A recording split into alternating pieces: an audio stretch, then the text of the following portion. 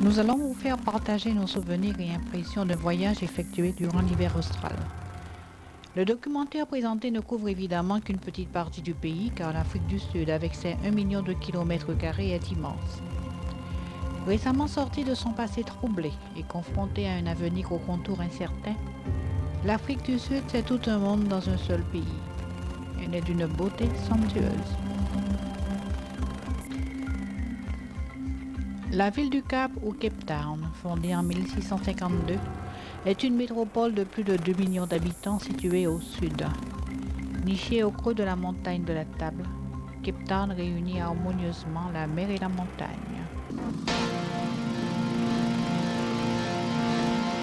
Une grande partie du quartier des Docks vient d'être rénovée, c'est le Waterfront.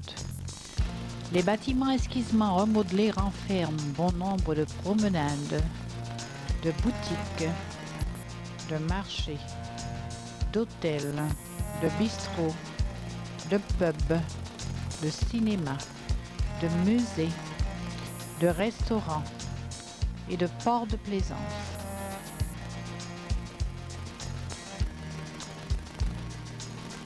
Cape Town constitue le cœur artistique et culturel de l'Afrique du Sud. Elle en est la capitale législative. Cosmopolite et éclectique, la moitié de ses habitants sont des métis. Un laboratoire de l'humanité, dit-on parfois, et un patchwork de minorités. Le Cap respire la douceur de vivre et évoque une histoire plus que tricentenaire.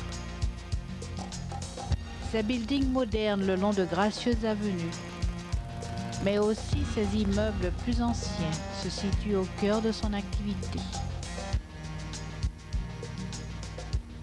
En flânant dans un quartier du centre-ville, on découvre de grandes places ornées de statues historiques. L'immeuble imposant des impôts et l'hôtel de ville.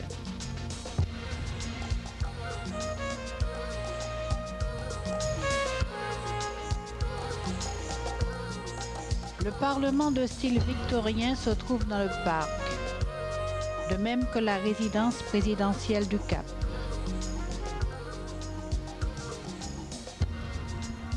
La statue de Cecil Rhodes, fondateur de la Rhodésie,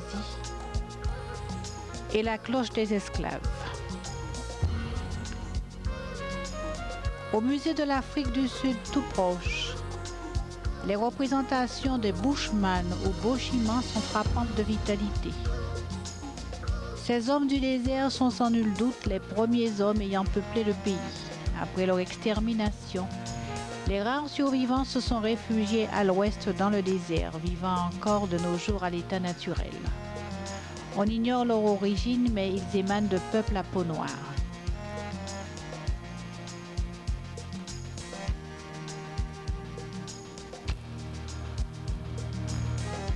Pour avoir une vue d'ensemble de l'agglomération, il suffit de grimper jusqu'au sommet de Signal Hill.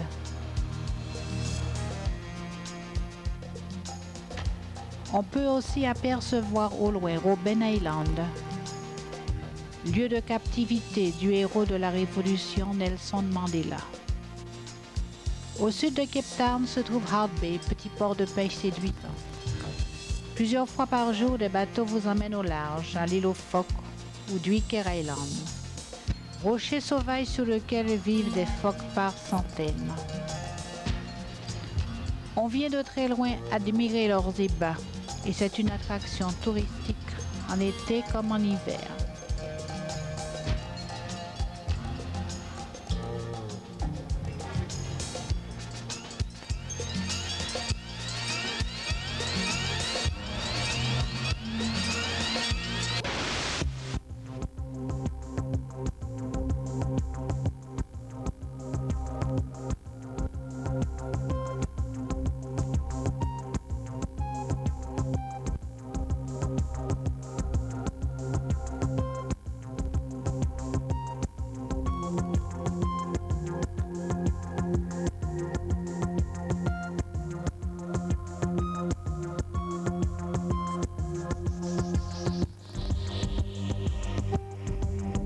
poursuivons notre avancée vers le sud en direction de la péninsule du Cap. La route serpente de manière spectaculaire au creux de la montagne, allant de la ville tout au long de la côte ouest, en traversant de délicieux villages comme Chapman's Peak, Sun Valley ou Scarborough.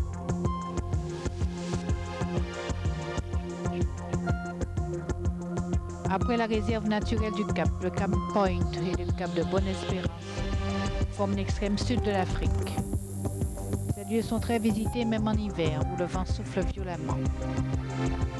Le site mène au phare juché sur un promontoire haut de 300 mètres d'où l'on voit le vaste océan. C'est de ce promontoire, dit-on, que l'on a aperçu le vaisseau fantôme, navire maudit condamné à errer au large jusqu'au jugement dernier. Le travail des pierres précieuses et semi-précieuses du sous-sol de l'Afrique du Sud, comme à Simonstown, représente une industrie très florissante dans la région. Les objets et bijoux réalisés sont d'un raffinement sans égal.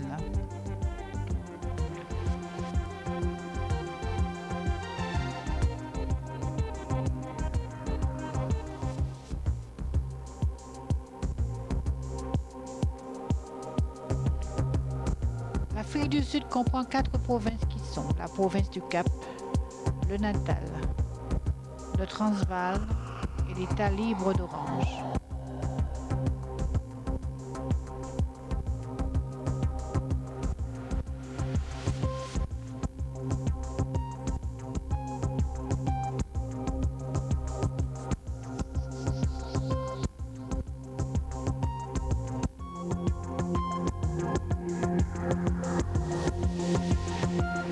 La province du Natal à l'est, Durban, située sur l'océan Indien, est la 3e ville du pays.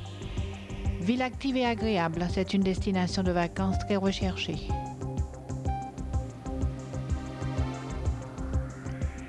L'hôtel de ville domine le quartier des affaires au centre de la ville. Il abrite une excellente bibliothèque, une galerie d'art, un musée, un auditorium pouvant accueillir 2500 personnes. Le centenaire de l'électrification de la ville a été marqué par des luminaires en forme d'ampoule électrique. Sur le bord de mer, une reconstitution en miniature de la ville est très prisée des enfants.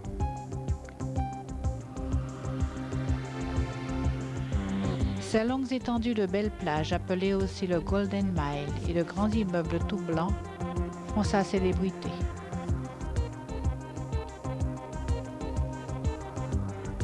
Son splendide port naturel accueille toutes sortes de cargos et font de Durban le premier port industriel de l'hémisphère sud.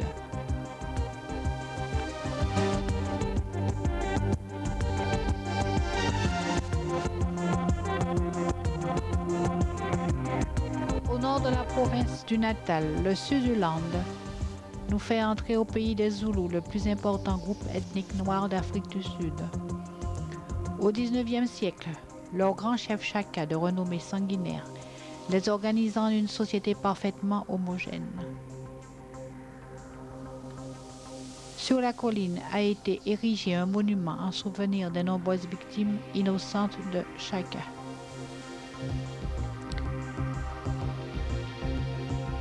Chakaland est un village zoulou reconstitué.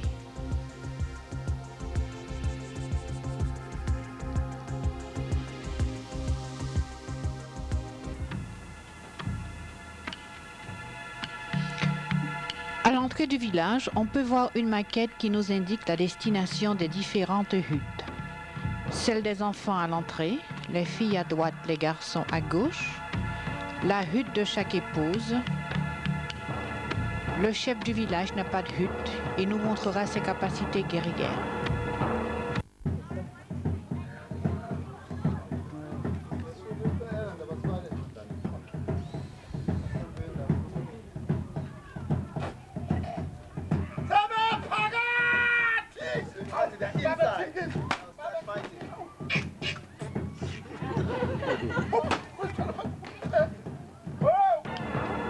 Les femmes du village confectionnent de jolis bijoux en perles, ainsi que de belles poteries.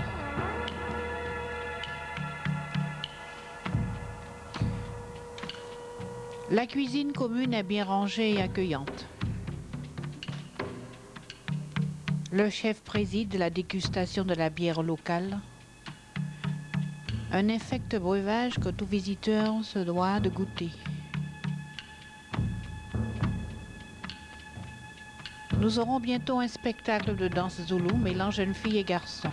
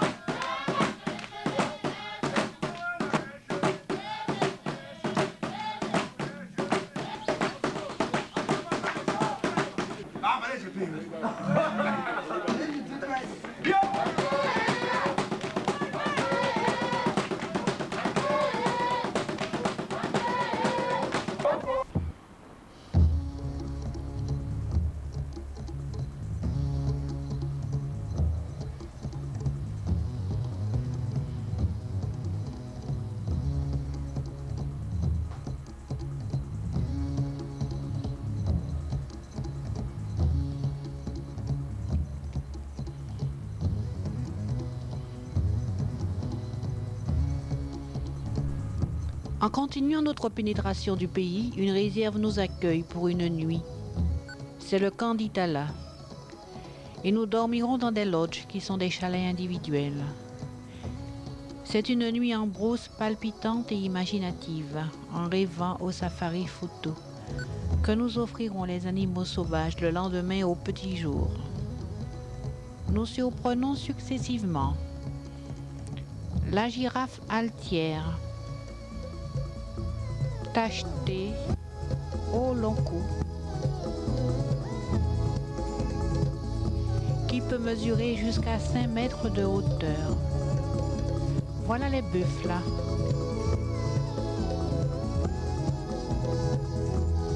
Ils se déplacent généralement en troupeau. Le buffle a la fâcheuse habitude de charger sans raison apparente.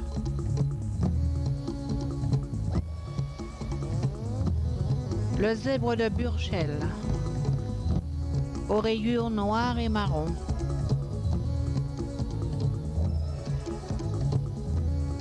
Il donne l'impression de se détacher de l'arrière-plan broussailleux aux teintes fauves.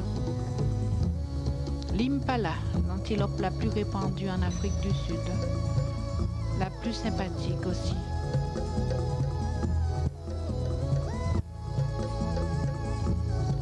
Le rhinocéros noir, assez rare ici. Le rhinocéros est le deuxième plus grand mammifère terrestre et peut peser jusqu'à 1600 kg.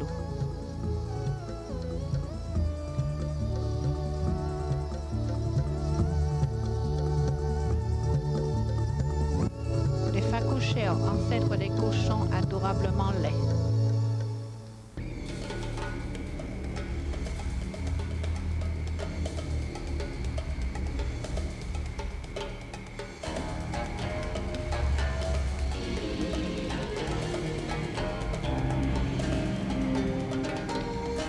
Les gnous, souvent noirs, sont des antilopes d'apparence étrange. Ils sont très répandus dans la savane herbeuse de toute l'Afrique australe.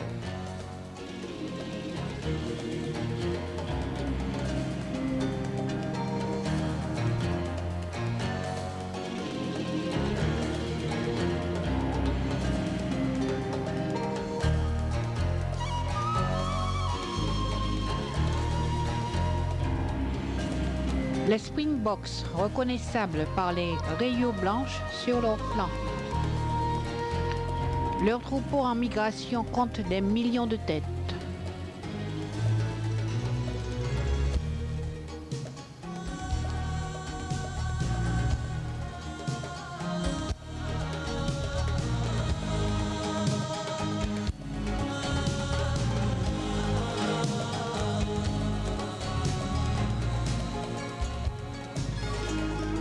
Encore la grande girafe qui pose pour la caméra avec insistance. Son profil est parfait et elle le sait.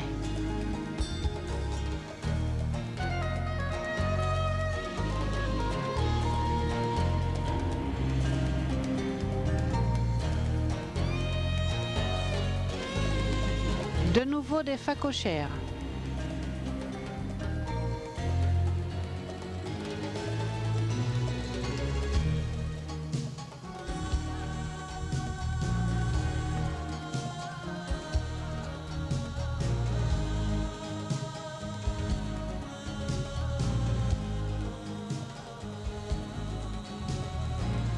Les vers verts, petits singes gris aux poils soyeux. Toujours en quête de fruits, de feuilles.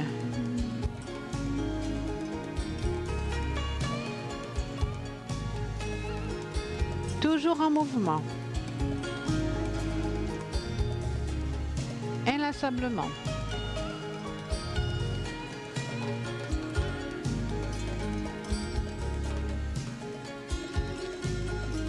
C'est une vue extérieure de notre lodge, recouvert d'un toit de chaume.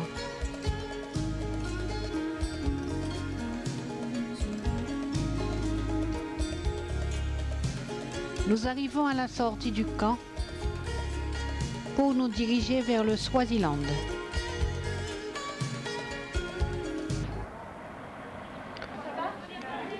Le Swaziland est un petit État indépendant de 17 300 km², enclavé dans l'Afrique du Sud. Il faut passer la douane. Cet État est une royauté. Et nous voyons la photo du père qui est l'ancien roi, celle du jeune roi de 29 ans, puis de sa mère et du premier ministre.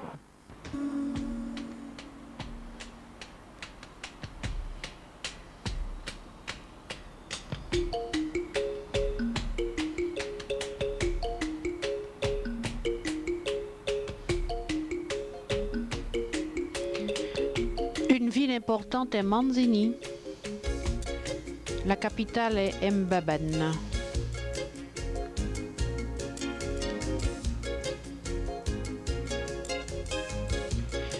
Le Swaziland est un pays très agricole. D'ailleurs, l'agriculture fait sa richesse. Les habitants appelés les Swazis sont un peuple heureux. Ils ont des problèmes comme en Occident, ne serait-ce que la circulation intense sur les routes la veille des week-ends.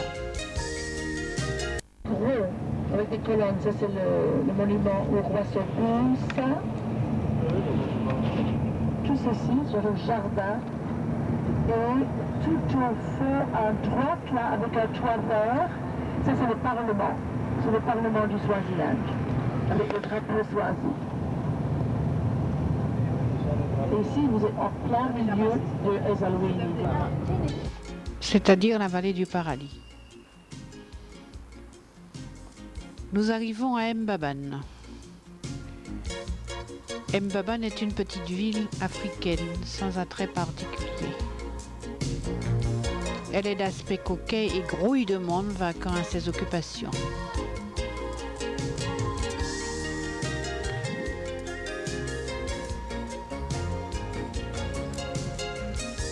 Le sol du pays est rouge et fertile.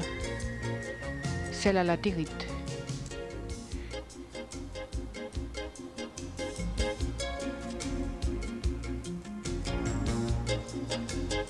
Les couleurs des maisons de Mbabane lui donnent un air de gaieté sous le soleil.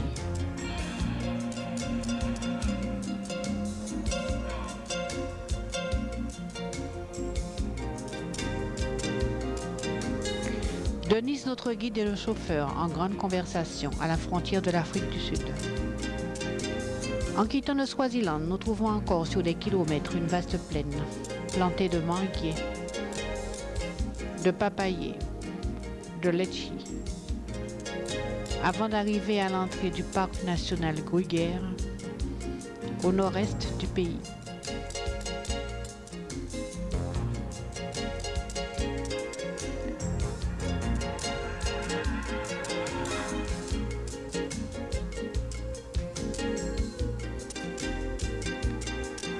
Les aloès sont nombreux et variés. Ils portent de jolies fleurs de toutes les couleurs et trouvent une place de choix dans la flore du pays. Le parc Gruyère, créé par le président Gruyère, dont il porte le nom, est une réserve de 20 000 km², offrant la plus grande variété d'animaux sauvages du pays. On peut recenser 137 espèces de mammifères, 114 espèces de reptiles et 400 espèces d'oiseaux de toutes sortes.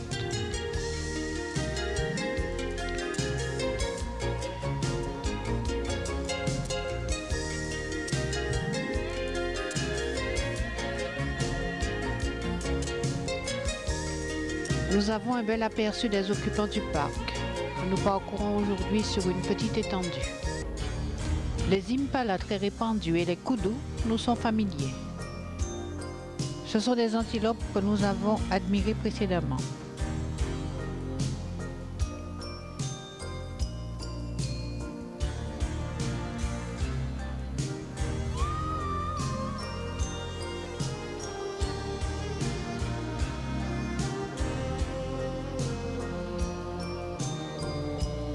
L'oréotrek sur la colline est un agile grimpeur. Vivant dans les rochers, il peut se protéger des prédateurs.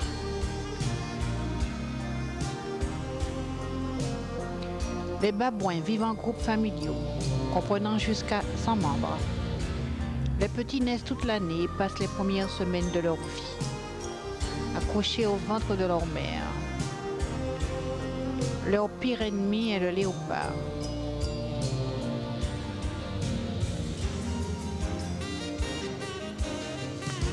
Le bateleur est un bel oiseau, admirable à regarder. Les éléphants, éléments dominants dans le parc. L'éléphant d'Afrique est le plus grand mammifère terrestre du monde et peut peser jusqu'à 6000 kilos.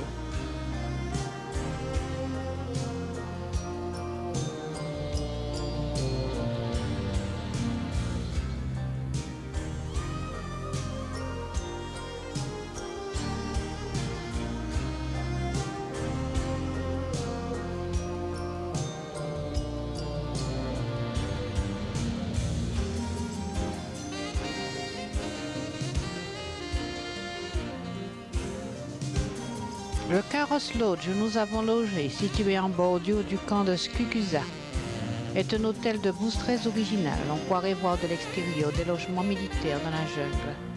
Mais les chambres sont jolies et n'ont rien à envier à celles d'hôtels de première classe avec tout le confort souhaité. C'est le grand safari aujourd'hui. Commencé à l'aube, il durera 5 heures.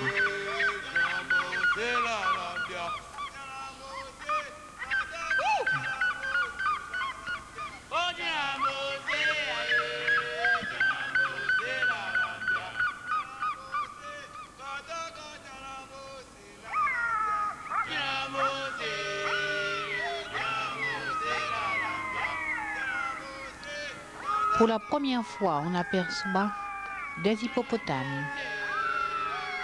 On les devine par la masse noire qu'ils forment dans l'eau. Notre amie la girafe est très familière du parc Gruyère. On remarque que le tacheté de sa robe est ici plus foncé. L'hippopotame une nouvelle fois. Il passe le plus clair de son temps dans l'eau, avec seulement les yeux, les narines et les petites oreilles rondes qui émergent. Des vers verts reconnaissables à leur poil gris clair et leur face noire et blanche.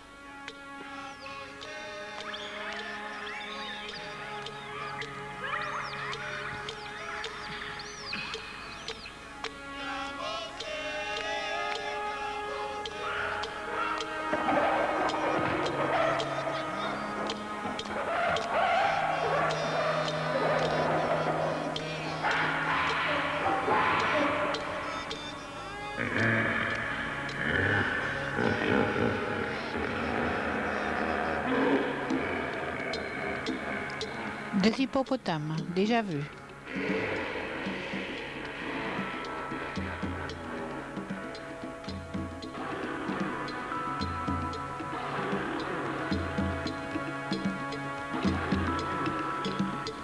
Les jeunes babouins restent aussi accrochés au ventre de leur mère. Les mâles se reconnaissent à leur musée de chiens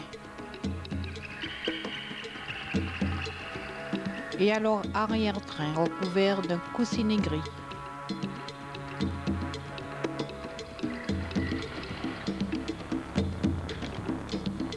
Des corbeaux sur un arbre en quête de cadavres se comportent un peu comme des aigles. Ces jolis oiseaux bleus, familiers, sont friands de miettes de pain et de restes de table. Ils rivalisent avec le Tocus flavirostus, au long bec recourbé, très gourmand lui aussi.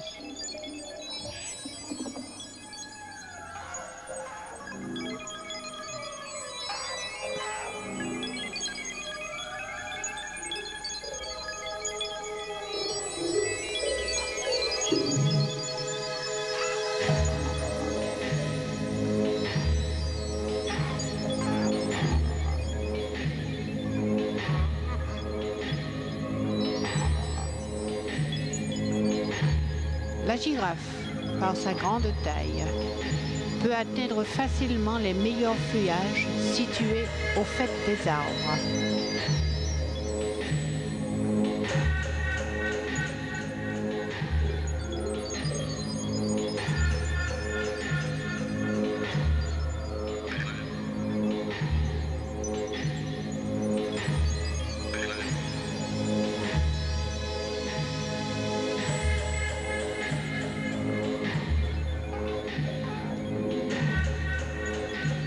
Le koudou.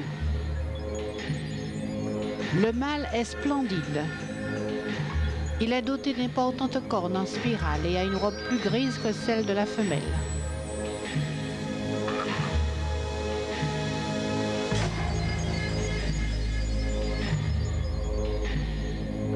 Troupeau d'impala.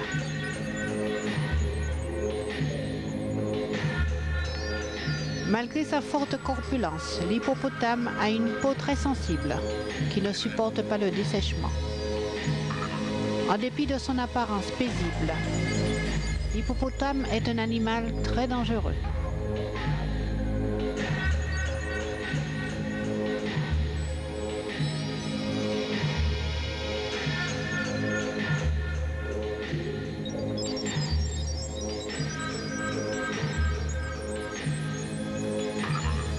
Une cigogne noire vue de dos. Un échantillon de 4x4 idéal pour les safaris.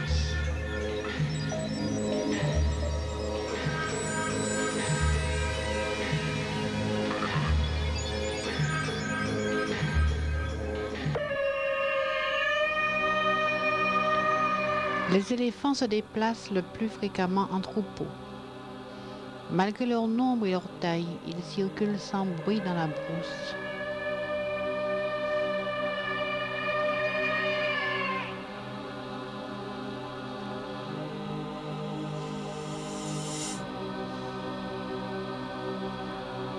En effet, les énormes pieds de ces pachydermes étouffent le bruit des branchages cassés et des pierres foulées.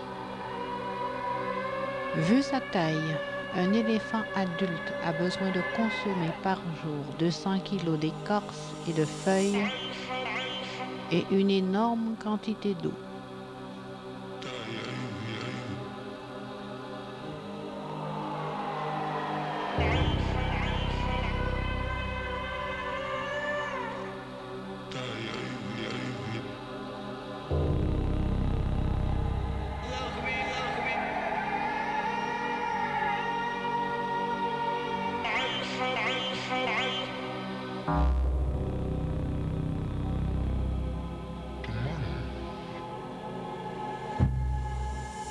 L'hiver long et sec d'Afrique australe est souvent la meilleure saison pour voir la faune, parce que les journées sont fraîches. Les zèbres font partie de ce vaste éventail de la vie sauvage. On se plaît à regarder leur nonchalance et leur déhanchement naturel. Encore une fois, un battleur.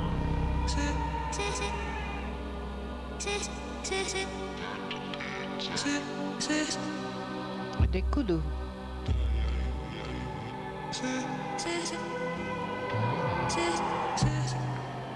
Un Bucorvus leadbeater.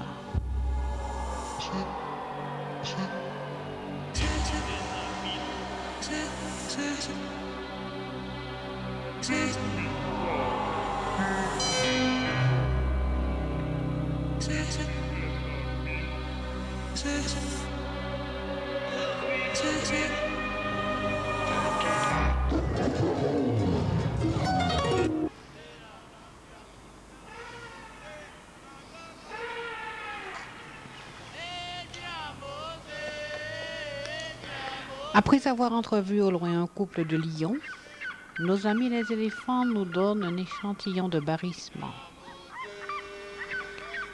Les crocodiles pullulent dans certaines rivières, toujours très dangereux. Au loin, l'un d'eux se réchauffe sur une pierre au soleil. Les impalas nous offrent l'ultime balai de ce safari.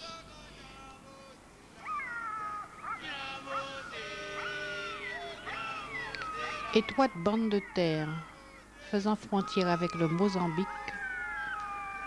longue de 360 km et large de 80 km, le parc national Gruyère est un véritable paradis de vie sauvage. Il fait partie des 20 parcs nationaux dont il est le premier et des 500 réserves que possède l'Afrique australe.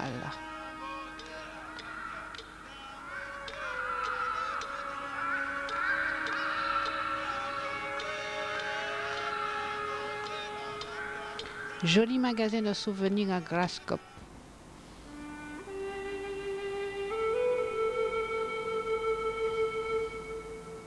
Nous allons pénétrer dans le Drakensberg, région de plateaux et de montagnes située plus à l'ouest. Montant en altitude, on trouve d'abord une zone plantée de bananes, de pins et d'eucalyptus, puis une zone plus aride.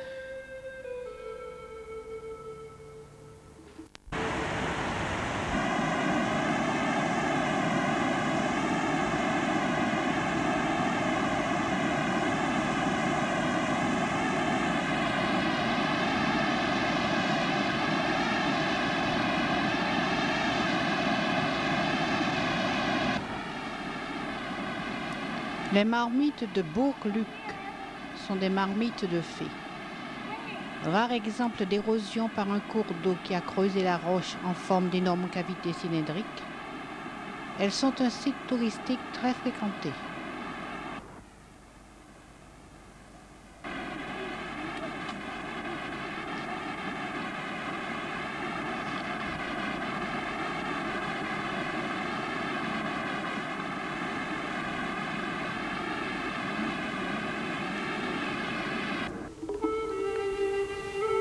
En progressant dans la région, voilà le canyon de la Blythe River, long de 26 km, le troisième du monde après le Grand Canyon du Colorado aux États-Unis et le Fish River Canyon de Namibie.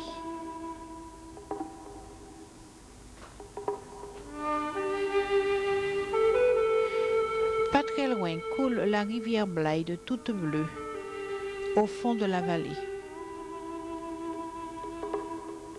On peut aussi apercevoir les Dries Rondavels, ou trois montagnes rondes qui ont donné leur forme aux huttes de la région. Nous approchons de Pilgrim Rest, première ville minière aurifère. Le fossé que l'on aperçoit le long de la route est le vestige de la mine à ciel ouvert, comme en témoigne cette vieille photo.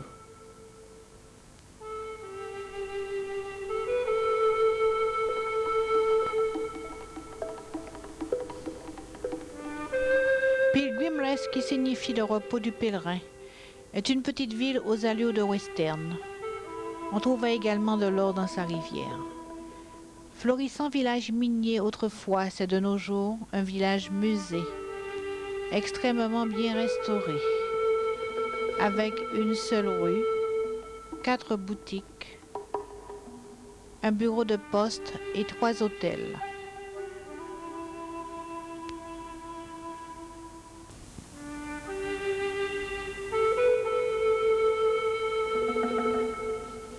L'hôtel royal est le plus important. Une ancienne coupure de presse nous rappelle que le pub était l'ancienne chapelle.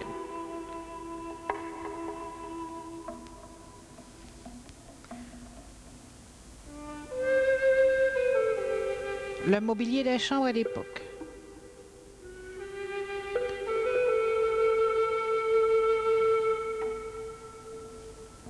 Pilgrimage a un charme pittoresque de village de montagne à la française. Nous pénétrons dans la région industrielle du charbon et de l'acier. On traverse l'Édimbourg, ville fondée par les pionniers Boers en 1835. Nous arrivons à Botshabelo, qui abrite depuis 1865 une mission. Afin de pérenniser les traditions ancestrales de l'ethnie Ndébélé, descendant de Zoulou, cette mission a recréé un village en retraçant dans le temps l'évolution de l'habitat de ce peuple. Leur spécialité est de peindre avec des couleurs chatoyantes les murs de leur demeure. Les dessins géométriques prédominent. Au début, c'était un village traditionnel avec des huttes en bois et en jonc. Au cours de l'évolution, on trouve un soubassement en terre qui se pare de peinture. De nos jours, ces peintures sont faites sur des constructions en dur. On note la prédominance des couleurs bleues, jaunes, noires et roses. Avant d'arriver à Pretoria, nous passons Middelbourg. Cet énorme camion transportant du charbon prouve que l'on se trouve dans une zone minière.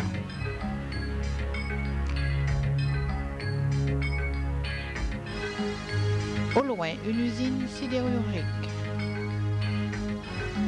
À Pretoria, capitale administrative, 4e ville du pays,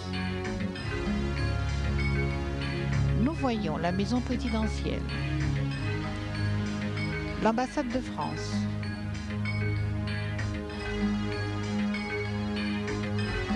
l'ensemble architectural de l'Union Building, construit sur une colline qui domine la ville, avec des jardins descendant sur ses pentes. C'est dans ce palais qu'a été intronisé le nouveau président Nelson Mandela le 10 mai 1994. L'ensemble d'une ville très moderne nous est offert.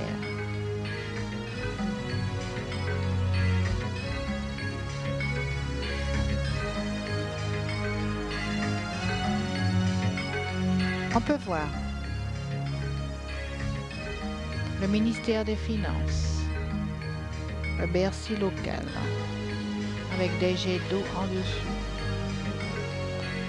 Le centre-ville avec ses différentes administrations.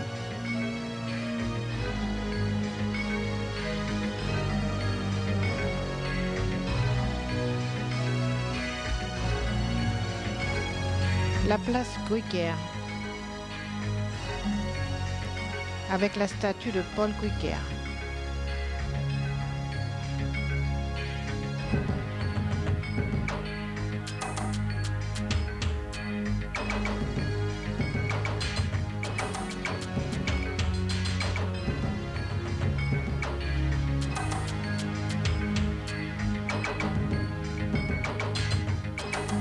Le crédit agricole local.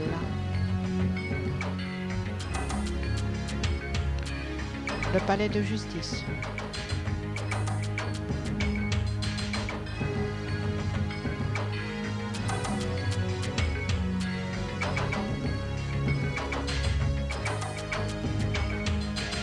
Une maison victorienne, la plus ancienne de Pretoria.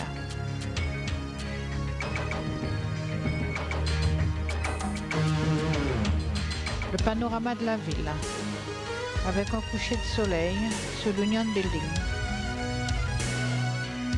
Pretoria et Johannesburg se jouxtent, en ce sens que la banlieue sud de Pretoria rejoint la banlieue nord de Johannesburg. Les installations d'une mine d'or au loin. Au sud-ouest de Johannesburg, voilà Soweto, Comme vous le savez, c'est un espace très fort de l'anti-apartheid. C'est le lieu de la révolution de 1976. On peut voir une bibliothèque, le Free Place ou Place de la Liberté, chez le coiffeur local, un bidonville, une décharge de voitures, l'église de Desmond Tutu.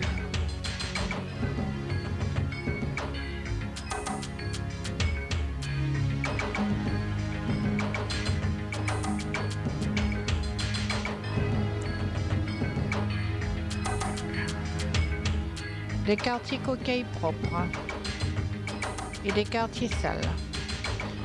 Donc une succession de logements différents les uns des autres. Le musée permanent sur les événements de 1976. Des photos sont affichées dans des containers.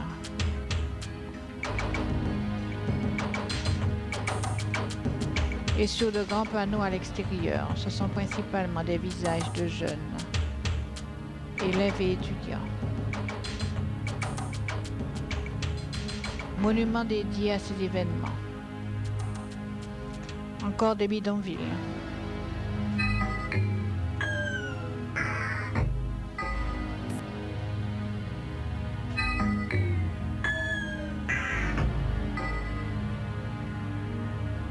Hôpital de Soweto au loin, avec 3200 lits. Maison faite par des entreprises minières pour loger les personnels. Il n'y a pas d'HLM. Soweto, né en 1910, a une population de 4 millions d'habitants. En quittant Soweto, on passe devant le Gold Reef City, une ancienne mine d'or transformée en parc d'attractions.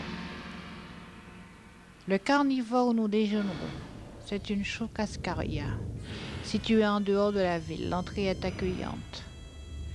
Nous dégusterons toutes sortes de viandes sauvages grillées, telles que l'impala, le crocodile, l'autruche. N'ayez pas peur. Ces bêtes sont empaillées et exposées à l'entrée de magasins touristiques d'artisanat.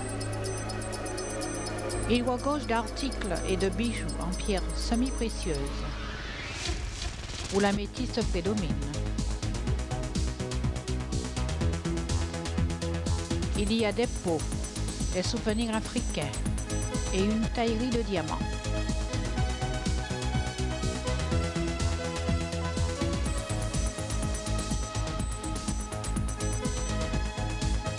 Puis la route nous mène vers Sun City, à l'ouest de Johannesburg, en plein centre du pays.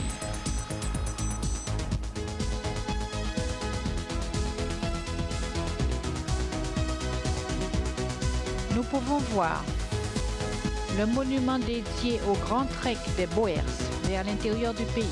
Il se visite. Une mine de platine. Un coucher de soleil en hiver. Et nous atteindrons le soir tombé le vaste ensemble de Sun City, le Las Vegas d'Afrique du Sud. Complexe fastueux et grandiose. Les chambres de l'hôtel Sun où nous logeons donnent sur la piscine dans un parc admirablement dessiné.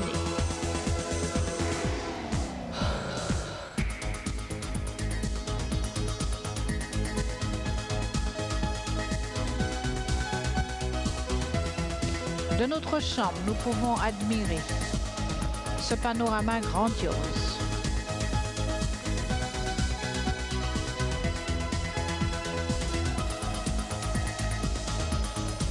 À l'extérieur de l'Entertainment Center, nous visitons l'allée du temps qui passe, The Bridge of Time, bordée d'éléphants et de monstres en pierre.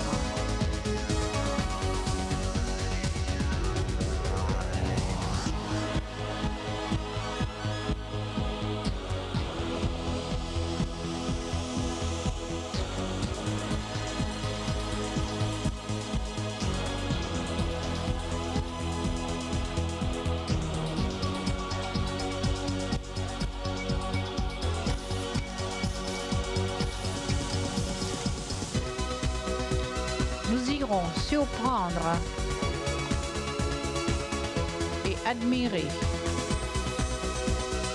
Dans un ascenseur extérieur en verre, les échassiers dans les grands arbres du Cascade Hotel en forme de pyramide.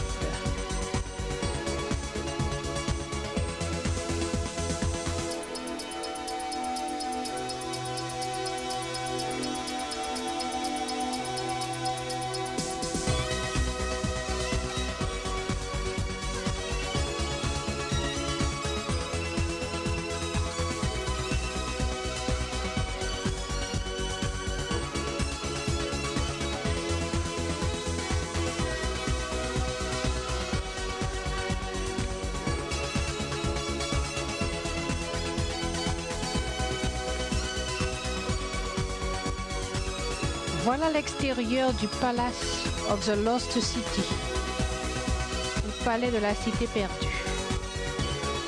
Hôtel extravagant de style baroque, récemment construit. Et nous y entrons.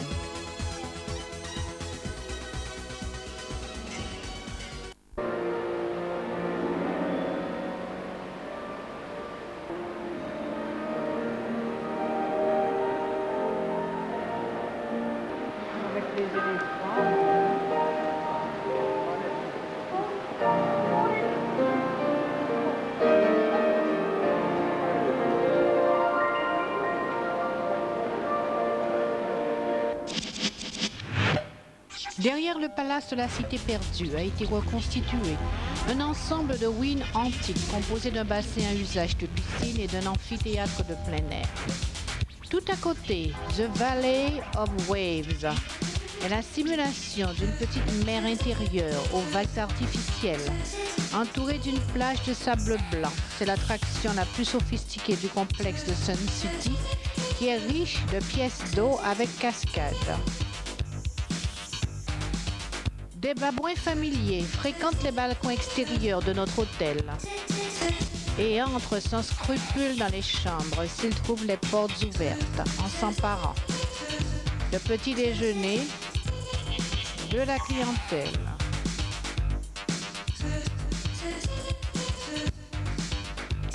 L'heure est venue pour nous de quitter Sun City un peu à regret pour poursuivre notre périple. Sur la route qui nous mène à Johannesburg, nous croisons beaucoup d'étalages d'artisanat aux marchandises parfois surprenantes, telle cette collection impressionnante de miroirs.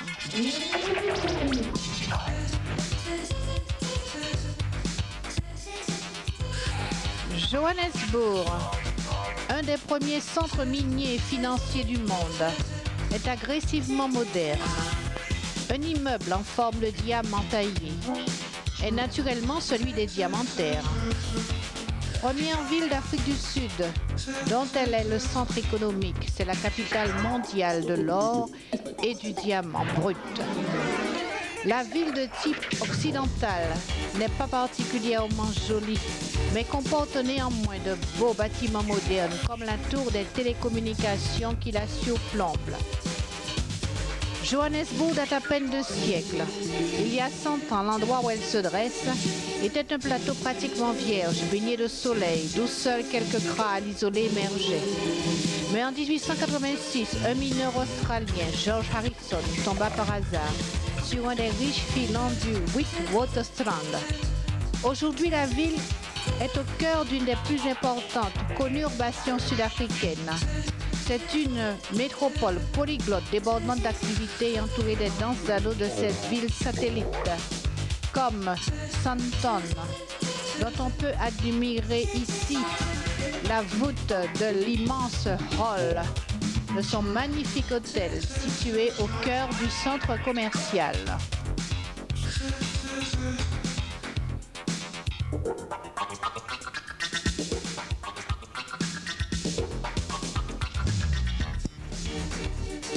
Notre voyage s'achève sur un portrait du président Mandela, Nelson comme disent tous les Sud-Africains, car il a réussi, comme les sportifs de son pays, à fédérer l'ensemble de ses compatriotes, toutes races confondues, au sein de leur nation.